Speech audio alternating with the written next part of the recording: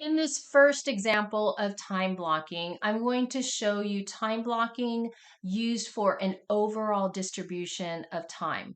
What this means is something I had referred to earlier when I said on a Friday afternoon, I don't want you to ask the question, oh my gosh, where did my time go? Instead, I want you to ask the question, where do I want my time to go next week?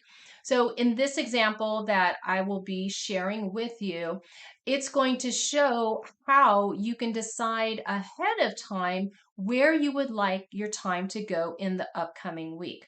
This does not mean you're going to spend all of Monday morning on this particular job responsibility. It does not mean you're going to spend Tuesday morning on that particular job responsibility. Instead, what this person has done is they have mapped out roughly how many hours next week they want to spend in each of their responsibility areas based on the priorities that they have going on in their workload.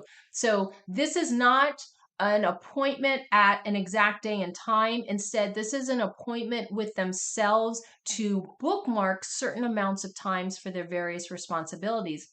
And what's nice if you choose to do time blocking this way is that you are deciding ahead of time where you want your time to go.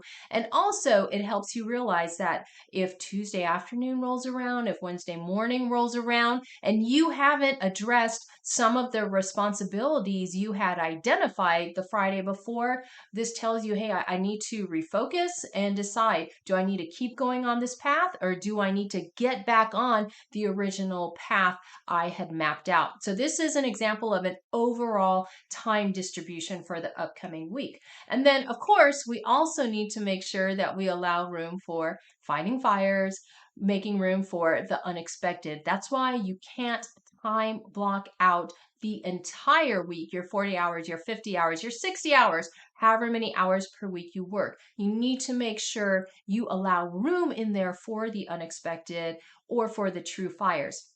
And to do this, this goes back to brain factor number 3 when we talked about patterns.